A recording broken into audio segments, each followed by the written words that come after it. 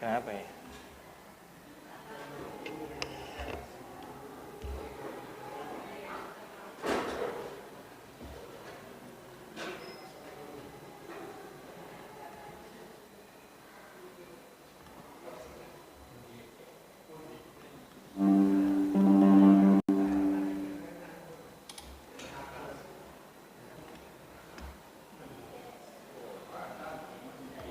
Udah bisa belum?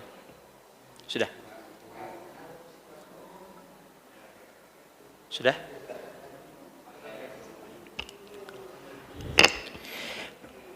A'udzubillahi minasyaitonirrajim. Bismillahirrahmanirrahim. Uhayyikum tahiyatan islamiyah, tahiyatan ahlul jannah. Assalamualaikum warahmatullahi wabarakatuh.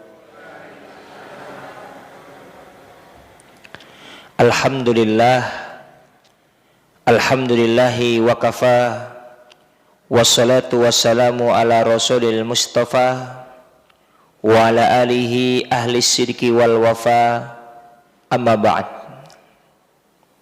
Jamaah dirahmati Allah, alhamdulillah sore hari ini kita dapat berkumpul di tempat yang insya Allah penuh berkah ini.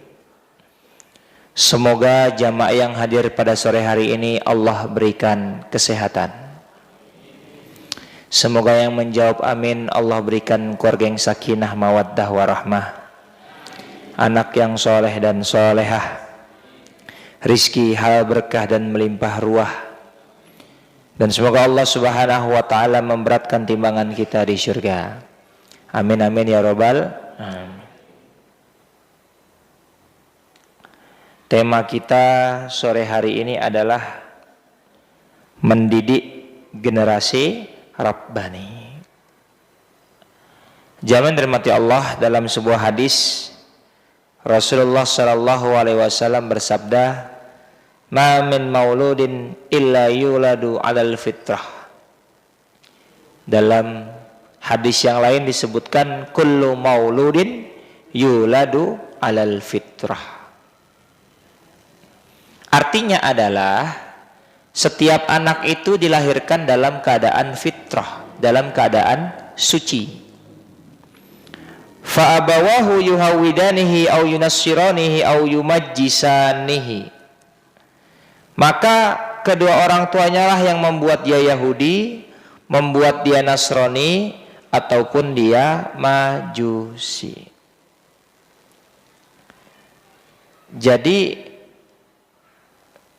orang tua memegang kunci utama dalam mencetak, mendidik generasi yang unggul dan islami.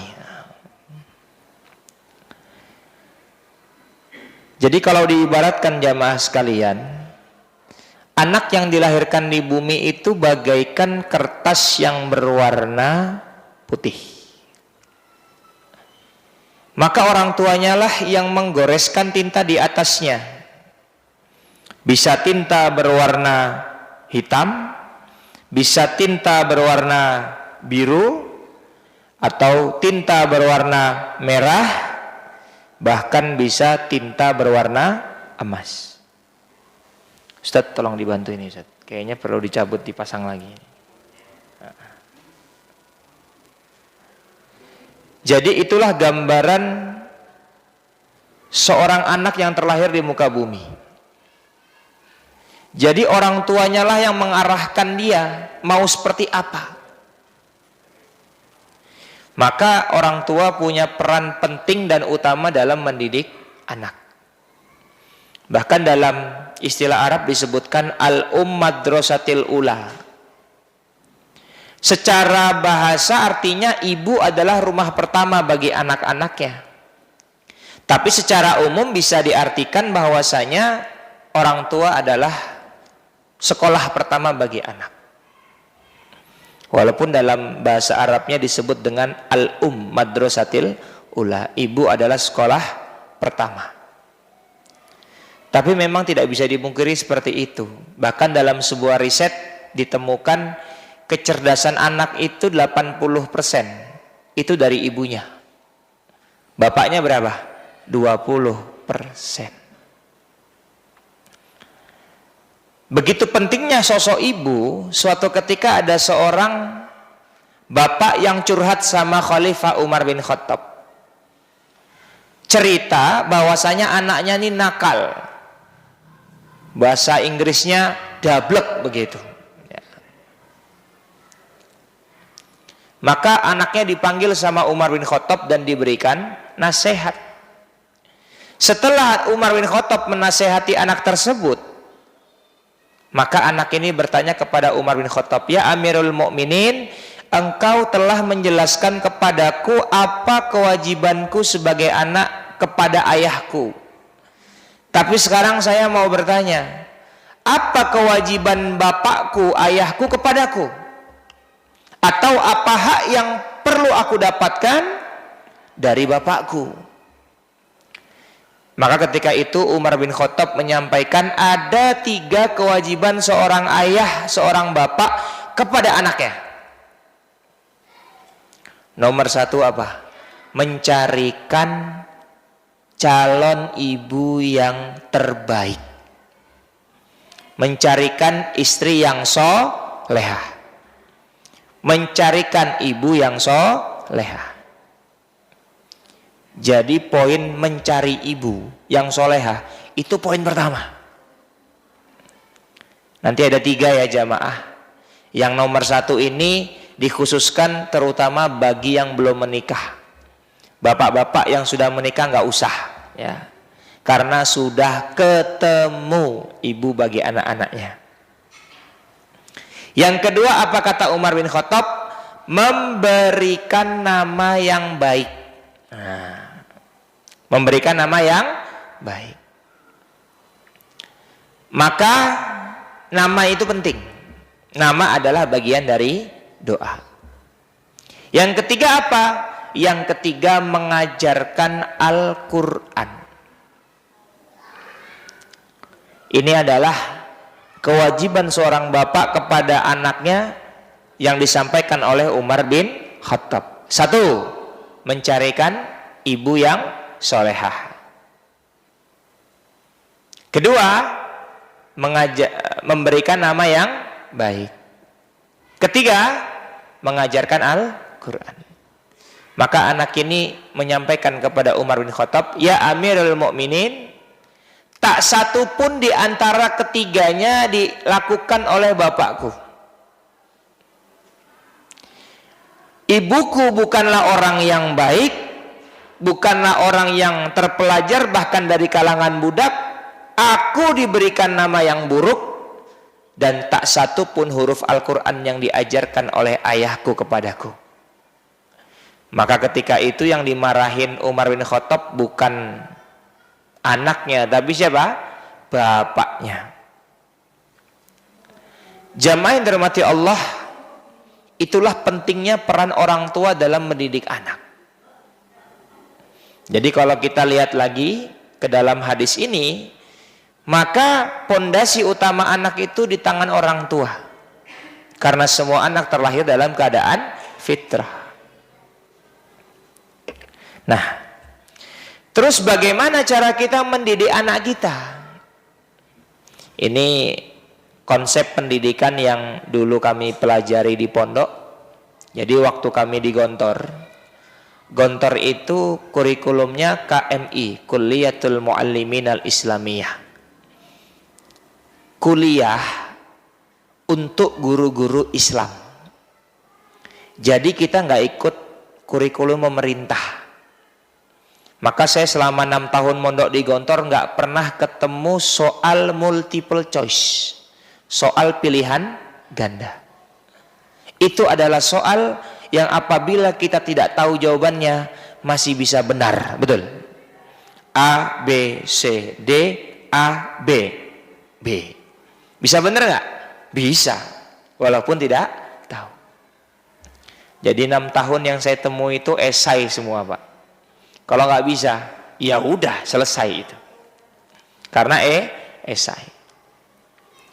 Bahkan sebelum tahun 2000-an alumni Gontor itu kalau mau masuk perguruan tinggi negeri harus ngambil paket C. Karena ijazahnya nggak diakui pemerintah. Kita kurikulumnya sendiri. Buku bikin sendiri. Jangankan buku bahasa Indonesia, matematika bikin sendiri. Bahkan waktu saya di Gontor, buku kimia bikin sendiri. Di halaman pertama dituliskan bapak kimia dunia adalah ulama muslim, namanya Jabir Ibnu Hayyan. Alhamdulillah setelah tahun 2000 ijazah Gontor diterima, sehingga alumni Gontor nggak perlu ikut paket C untuk masuk kampus negeri. Walaupun jauh sebelum diakui pemerintah, ijazah Gontor itu sudah diakui oleh kampus-kampus di luar negeri, terutama di Timur Tengah. Jamaah sekalian, dalam konsep pendidikan yang dulu kami pelajari disampaikan, anna bitanzimi tarbiyatil khuluqiyah la yakfi bi mujarradatil kalam. Mendidik anak itu nggak cukup dengan lisan. Untuk menanamkan karakter, menanamkan akhlak kepada seorang anak nggak cukup dengan lisan. Balla budda an yakuna qudwah sholihah. Nomor satu yang paling utama adalah harus ada qudwah sholihah, harus ada uswah hasanah, harus ada suri tauladan. Dan siapakah tauladan utama bagi seorang anak? Tidak lain tidak bukan adalah orang tuanya.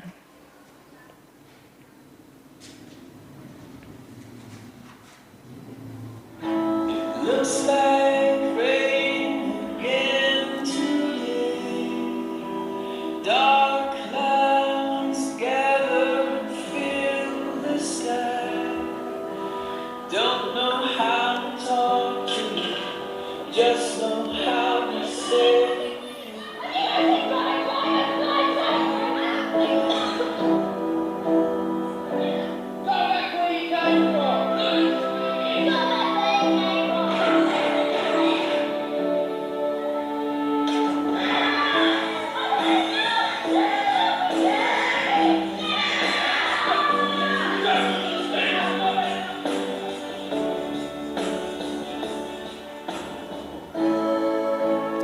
Apa yang anak lihat, itulah yang dilakukan.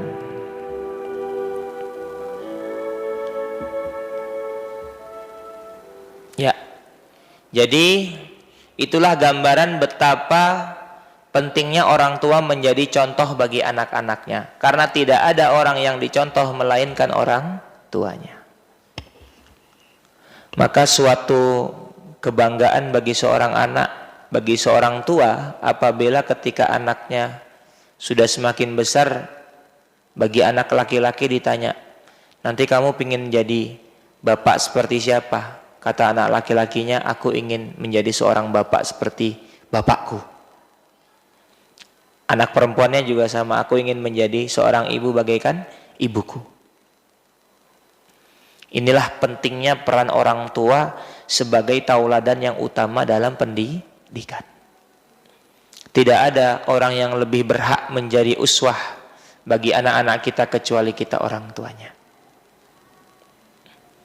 Jadi faktor pertamanya tadi apa? Suri tauladan.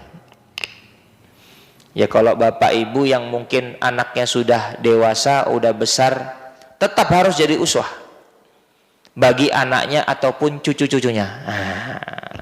Ini kan saya lihat wajah-wajahnya ada yang sudah punya cucu, betul?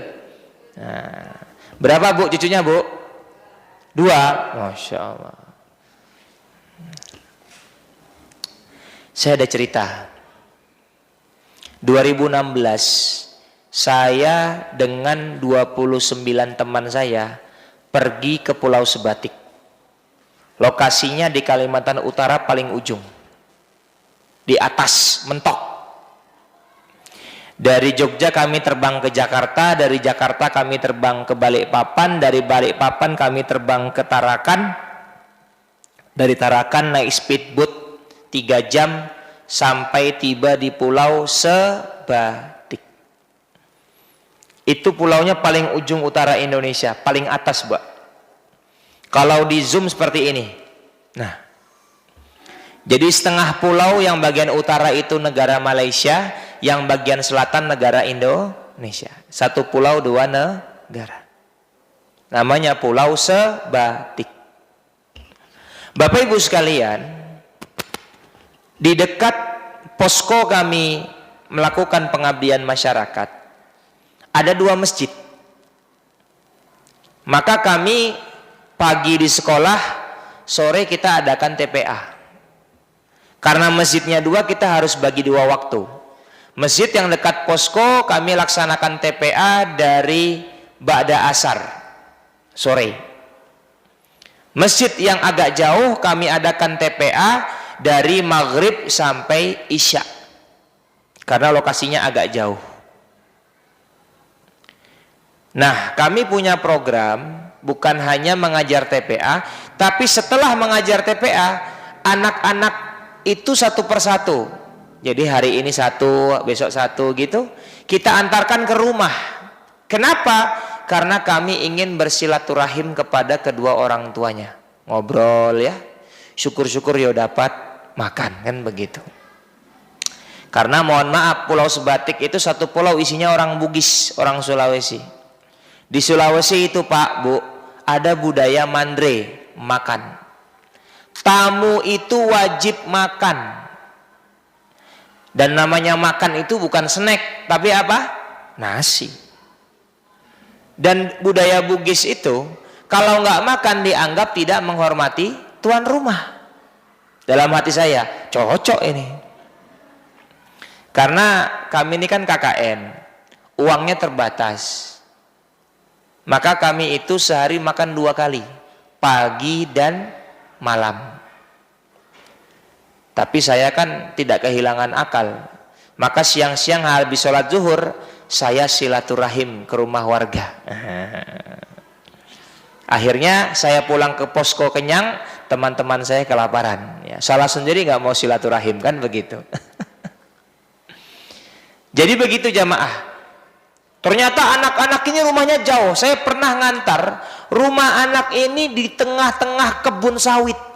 Ada yang di tengah-tengah kebun coklat. Dan dari rumah ke masjid jalan kaki, dan itu biasa. Di sana nggak ada angkot, nggak ada gojek, lampu merah pun nggak ada di sana itu. Lampu pinggir jalan nggak ada. Bahkan kami dapat motornya nggak ada lampu. Jadi setiap naik motor lampunya pakai lampu HP. Pernah suatu ketika kita baru sampai, kita jalan sore, nanya ke anak-anak, "Dek, kantor kepala desa tempatnya di mana?" Jawaban anak-anak itu, "Dekat saja, lurus belok kanan, nyampe sudah." Kita jalan kaki 1 jam baru nyampe. Oh, ternyata dekat bagi anak-anak itu 1 jam. Jamaah sekalian, ada sebuah kejadian. Kita antar anak itu ke rumah. Bayangkan, anak perempuan SD masih menggunakan mukennah, memeluk Al-Quran di dadanya. Kita antarkan ke rumahnya. Sampai rumah apa yang kita dapatkan? Bapaknya lagi karaokean.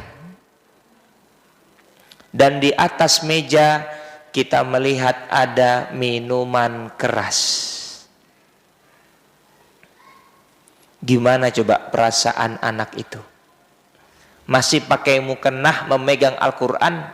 Setelah sholat maghrib berjamaah dia ngaji, memperbaiki bacaan Al-Quran, menghafalkan doa-doa dan surat-surat pendek. Setelah sholat isya dia masih menggunakan mukennahnya, berjalan kaki ke rumah, sampai rumah bapaknya karaokean, dan di atas meja ada minuman keras.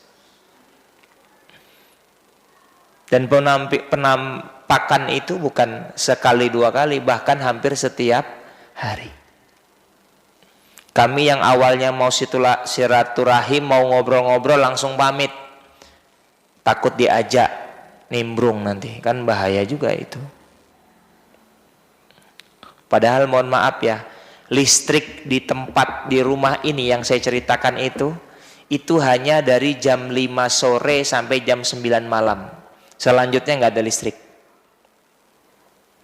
Karena listrik di desa itu pakai genset. Gensetnya menyala jam 5 sore sampai jam 9 malam saja. Maka ini adalah contoh orang tua yang tidak menjadi uswah bagi anak-anaknya. Mending mendukung ya, merusak masa depan anaknya. Jadi jamaah sekalian, prinsipnya itu begini, apa yang dilihat menjadi apa yang difikirkan. Yang difikirkan menjadi perbuatan. Perbuatan menjadi kebiasaan. Dan kebiasaan itulah yang akan merubah masa depan. Yo, baleni. Yang dilihat menjadi apa yang difikirkan. Yang difikirkan berubah menjadi perbuatan. Perbuatan merubah kebiasaan, kebiasaan merubah masa depan. Makanya tadi disampaikan wa kullama yarahu at-talamit wa ma yasma'unahu min harakatin wa aswatin yakunu amilan min awamili tarbiyatil khuluqiyah wal aqliyah. Pendidikan itu adalah apa yang dilihat, apa yang didengar, apa yang dirasakan oleh seorang anak. Itu pendidikan. Jadi apa yang dilihat itu apa yang dirasakan. Nih anak-anak kita nih kan masih kecil ini, belum balik. Tapi mereka akan ingat waktu kecil guling-guling di masjid. Betul tidak? Akhirnya nanti jadi ahli masjid yang akan memakmurkan masjid. Allahumma begitu. Karena saya dulu waktu kecil suka bikin keributan di masjid. Tapi dulu saya punya Pak RT itu kejam sekali. Paling nggak suka sama anak-anak di masjid. Akhirnya kita takut ke masjid. Untung saya tidak semudah itu. Akhirnya tetap berangkat ke masjid. Walaupun kadang-kadang dimarahi. Tapi insya Allah kalau di Khairul Ummi takmirnya baik, betul. Nggak ada yang memarahi anak-anak, betul. Bahkan anak-anak disediakan sajadah yang empuk, untuk bisa lebih nyaman di masjid. Ini AC-nya juga berapa ini? 1, 2, 3, 4, 5, 6, 7, 8. Masya Allah, 30. Masya Allah. Oke ya. Apa yang dilihat menjadi apa yang difikirkan. Gak percaya kita buktikan. Bapak Ibu, fikirkan, bayangkan apa yang saya ucapkan. Siapa tahu nanti takjilan menunya itu. Oke ya. Difikirkan. Bakso.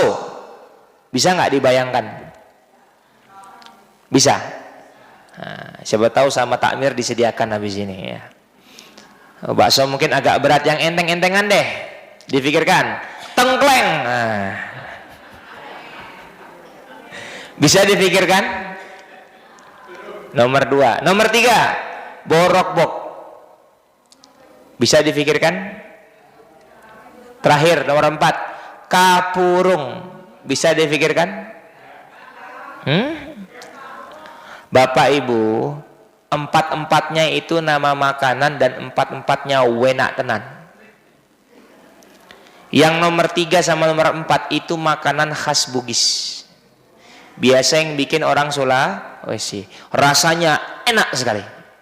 Saya pun pertama kali makan di Sebatik sana. Pertanyaan saya, kenapa nomor 1, nomor 2 bisa dibayangkan, nomor 3, nomor 4 nggak bisa dibayangkan? Kenapa? Jangankan makan Ustadz, lihat aja belum pernah. Betul? Ini buktinya apa yang dilihat menjadi apa yang difikirkan. Apa yang difikirkan berubah menjadi perbuatan. Perbuatan berubah menjadi kebiasaan. Kebiasaan merubah masa depan. Jelas? Inilah pentingnya menjadi uswah bagi anak-anak kita. Ada kelompok anak yang disuruh nonton video di laptop. Ada 3 kelompok. Kelompok pertama nonton video. Videonya ada orang masuk ruangan dan di tengah ada mainan, mainannya dipukulin. Jadi mereka nonton laptop, ada orang masuk ruangan maka mainannya dipukulin. Kelompok kedua nonton laptop, isinya ada video orang masuk ruangan, di ruangan itu ada mainan, mainannya disayang, dipeluk. Kelompok ketiga ada video di laptop orang masuk ruangan dan di tengah ada mainan, mainannya dicuekin. Setelah itu anak-anak ini disuruh masuk ruangan yang mereka lihat di video. Apa yang mereka lakukan? Kelompok pertama mainannya dipukul. Persis sebagaimana yang dia lihat, mainannya dipukul-pukul.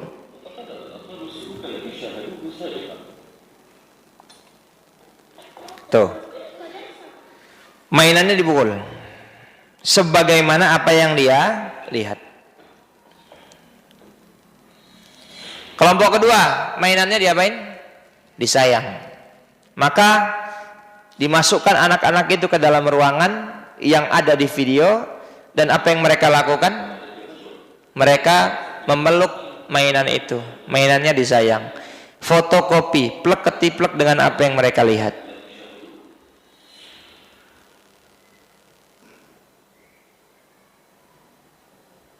Insya Allah.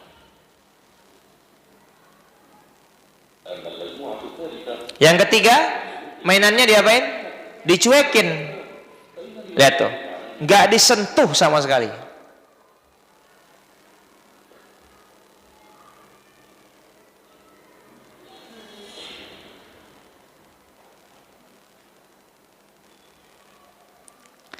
Yuk, apa yang dilihat menjadi apa yang difikirkan. Yang difikirkan berubah menjadi, ayo berubah menjadi apa jamaah? Perbuatan.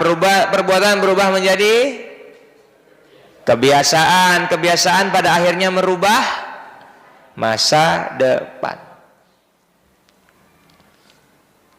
Jadi yang mempengaruhi anak itu yaitu. Jadi yang pertama kedua solihah. Yang kedua apa? Ijadul bi'ah. Lingkungan yang mendukung.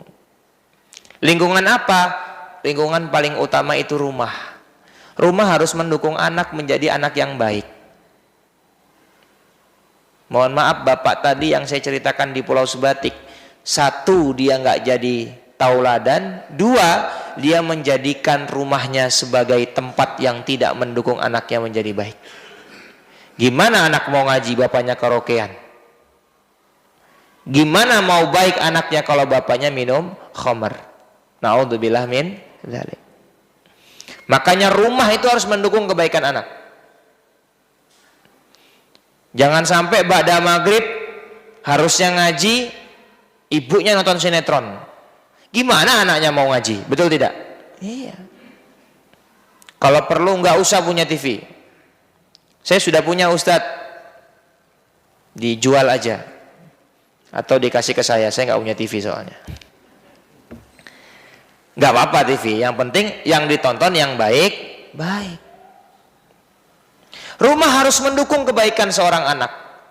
Tidak bisa tidak. Betul tidak? Karena lingkungan itu penting. Apa kata Rasulullah? Al-mar'u ala dini khalilih. Agama seseorang itu bisa dilihat dengan siapa dia berteman. Makanya kita kalau mau pindah rumah, mau beli rumah, kita diminta jangan asal pindah. Cek siapa tetangganya, betul nggak? Cek ada masjid nggak dekat situ, betul nggak? Jangan asal-asal pindah wae. Karena lingkungan itu penting. Ini hadisnya sahih. Al-mar'u alad din khalilih. Agama seseorang bisa dilihat dengan siapa dia berteman. Apa kata Rasulullah? Falyanzum ahadukum man yukhalil. Oke, terima kasih.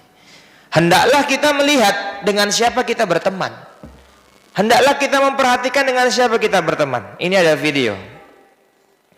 Ada sapi atau bison yang punya teman dan akhirnya nanti dia dimakan buaya gara-gara temannya. Tuh. Ada dua bison. Kata dia apa? Itu buaya. Temannya nggak percaya, itu kayu. Itu buaya. Nah, dilempar batu. Kayu buaya. Tuh. Di kayu kata temannya. Buaya. Karena temannya nggak percaya dinaikin. Ternyata buaya. Temennya baru sadar, oh iya buaya. Apa kata sampingnya? Kayu. Siapa yang membuat sapi itu dimakan oleh buaya? Temannya. Makanya kata pepatah Arab, berteman dengan pandai besi tercium bau besi, berteman dengan pandai penjual parfum tercium bau harum, plus dapat diskon, kan begitu. Itu tambahan dari saya diskonnya ya. Jadi begitu.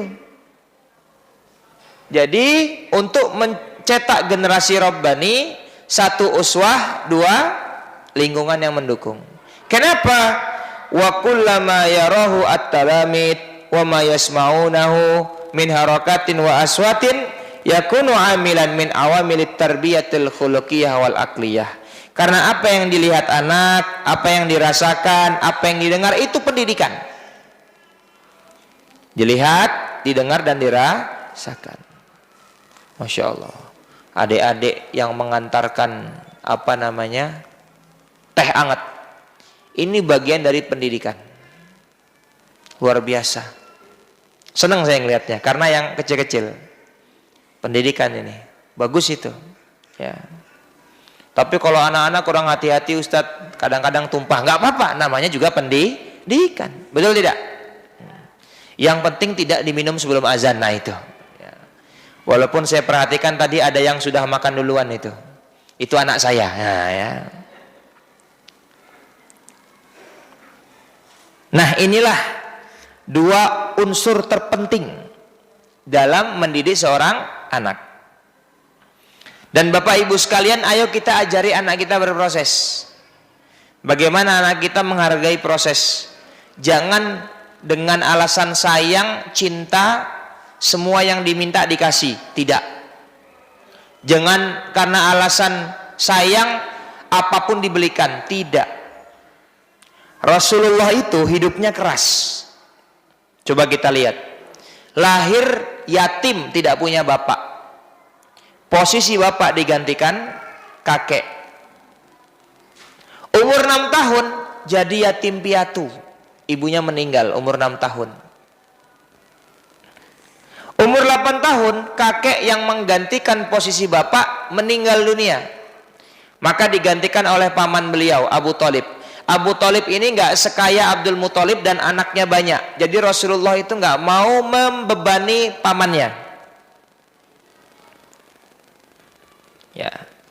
Jadi Rasulullah itu dari kecil sudah terbiasa mengembala kambing dari kecil.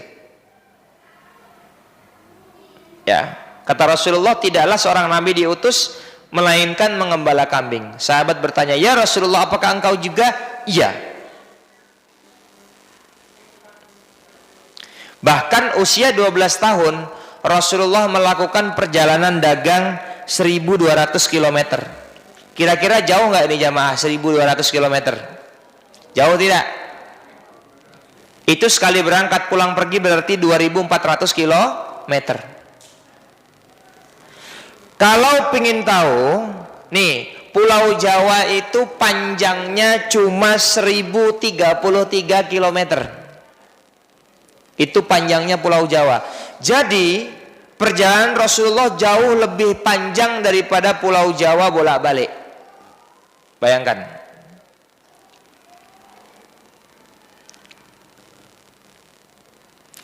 Maka jamaah sekalian, ajarilah anak kita untuk berproses. Apa kata orang bijak? Keraslah dengan dunia di masa muda, maka dunia akan lunak kepada kita di masa tua. Jadi begitu jamaah. Ajari anak kita berproses. Jangan karena sayang semuanya dikasih. Ustadz, anak saya pingin punya sepeda, suruh dia nabung. Ustadz, berapa tahun anak saya nabung biar bisa beli sepeda? Yo jangan sampai selesai, keburu lulus dia sekolahnya, betul?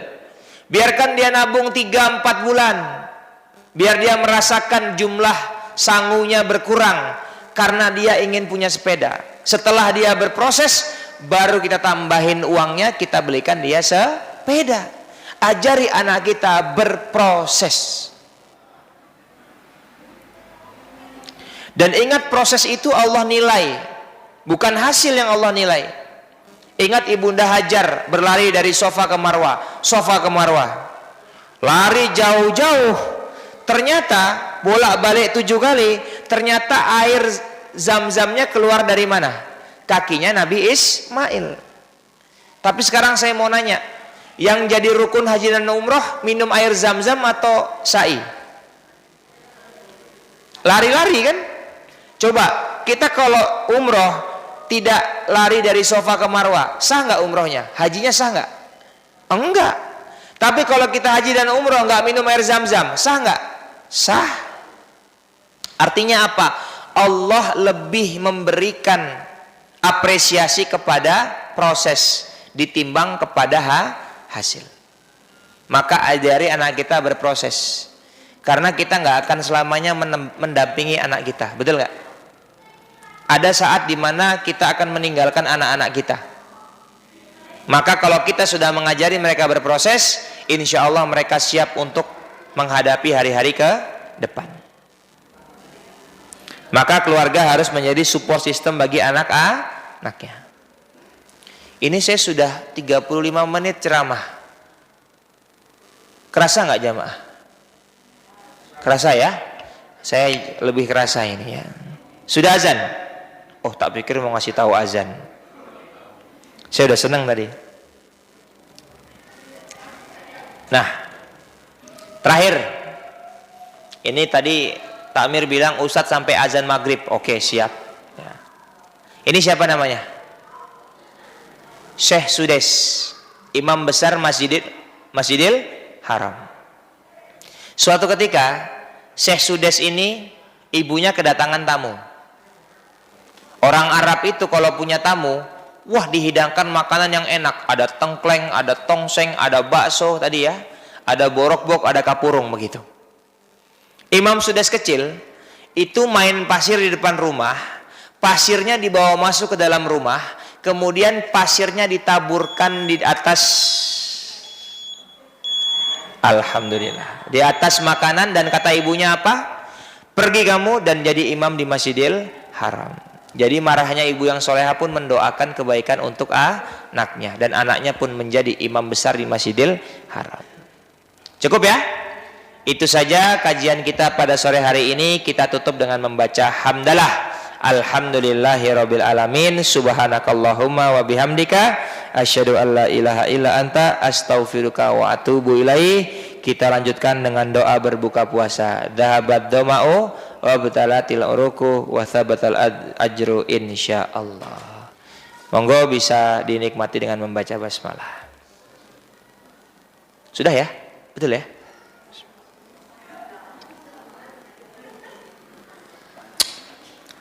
Sudah.